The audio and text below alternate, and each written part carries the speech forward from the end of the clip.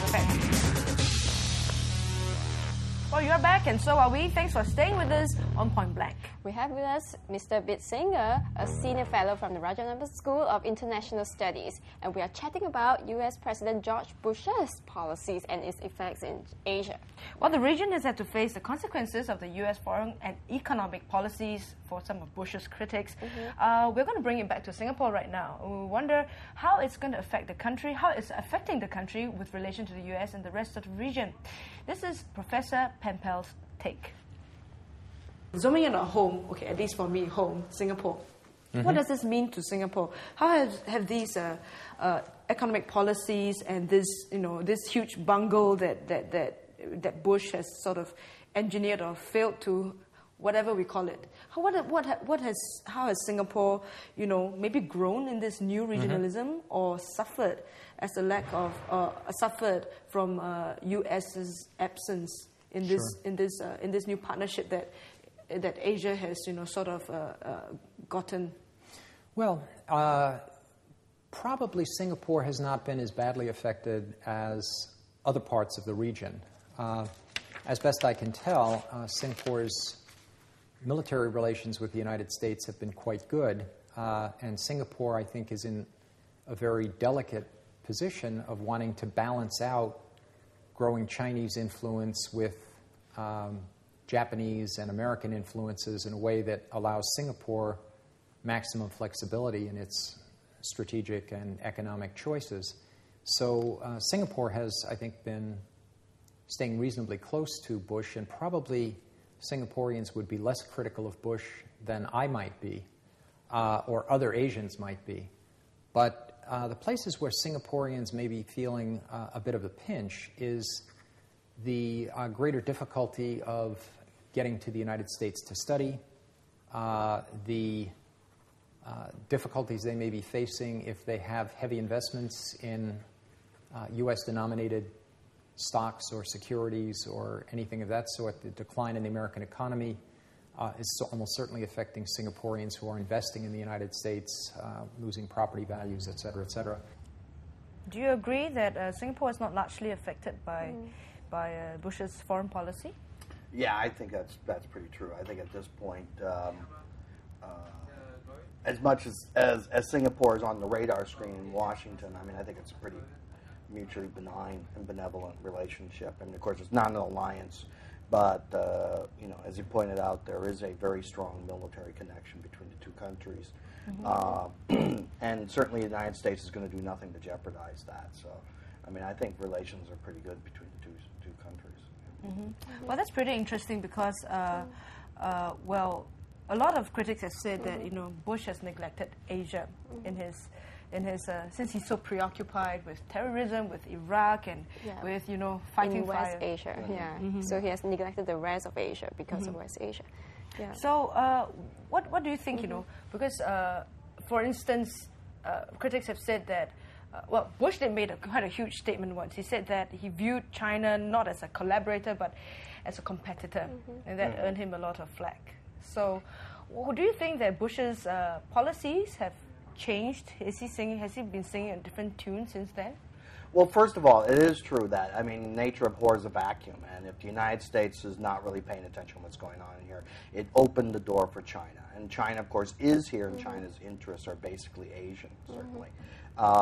And, this corresponds with the continuing economic and political and diplomatic emergence of China.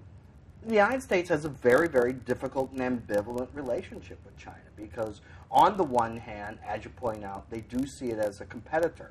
It is the only thing close to what we like to say is a peer competitor state, because we can't find any other country that we could possibly have a competitive relationship that would exist on so many levels, not just economically, like we might have with Japan or something like that. The thing is, of course, and I'm sure he also said it, is that obviously the United States wants to have, as the State Department always says, a constructive relationship with China. We don't want to make it an enemy because it's really too important to us. I mean, our economies, China and the United States, are so intertwined that if that was to go south, it would be to the detriment of both states. I mean, the United States relies on China as basically its factory.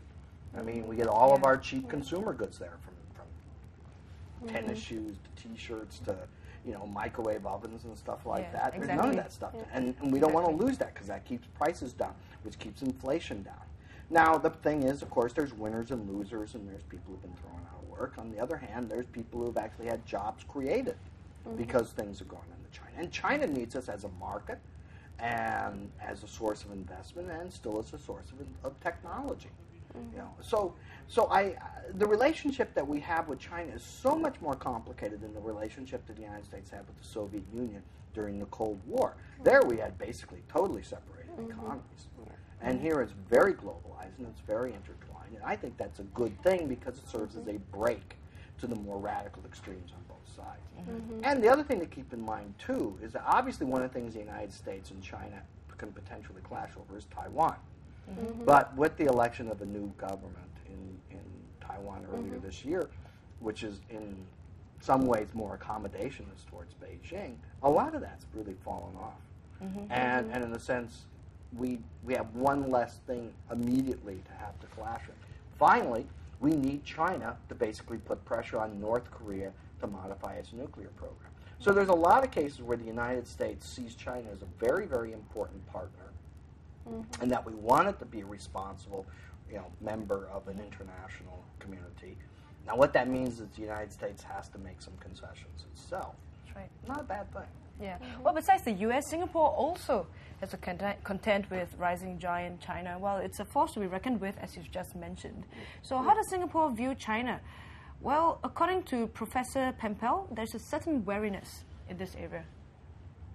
Singaporeans are likely to be more interested in seeing regional developments, new regional institutions that are not completely China-dominated. As I read Singapore, it's a country that's quite worried about a rising Chinese influence, wants to engage it, but wants to be sure that they're not going to be changing an American hegemon for a Chinese hegemon, or getting pushed around by the U.S. to getting pushed around by China. So Singapore was quite interested, for example, in the creation of the East Asia Summit. And as you know, that's the ASEAN 10 plus China, Japan, Korea, but then also it includes India, New Zealand, and Australia. And so I think Singapore has always had that desire to look out beyond the confines of the immediate region. And Singapore has a very positive, I think, look toward the rest of Asia, including what you might think of as the next wave of Asia, if you include Australia, New Zealand, India. So in some respects, Singapore has been shifting, I think, its policies from exclusive reliance on the U.S. to one that looks to other possible partners across the region. And yet your take is that Singapore is slightly wary of the rise of China. How so? Well, I think Singapore is a country that prides itself on a certain amount of democracy, a certain amount of openness, a certain amount of freedom within the media, relatively free society. There are Singaporeans who may have their own criticisms of the government, but on balance, it's a country that has much more openness than China does. Relative to China. Relative to China. And China is just huge. Singapore is quite small. And I think Singapore does not want to see China throwing its weight around the region. So, for example, Singapore has been trying to stay somewhat positive toward Taiwan. In part, I think, because Taiwan, in some respects, looks like a slightly larger version of Singapore. Somewhat democratic, somewhat successful economically, somewhat wary of excessive Chinese influence. That's right. And I think the Singaporean government is saying, hey, we may have a certain common cause with Taiwan in that neither of us wants to get pushed around by China. Whereas when your officials think about going to Taiwan, there's an immediate outcry from China saying, you can't do that, you shouldn't do that, et cetera. And I think Singapore has been rather forthright in standing up and saying, no, we're an independent country, we do what we want. And in effect, pushing back a little bit against China. So in many respects, I think Singapore is wary of China, not opposed to its economic development at all, not opposed to its growth at all, but essentially saying, just because you're the new big kid on the block doesn't mean that we have to kowtow to you. And, we have our own independent ways of doing things, and we plan to continue that. Well, tell us what you think. Keep your comments coming in about China being the new kid on the block. Well, for now, it's time for a break. We'll be back with more on Bush. See you.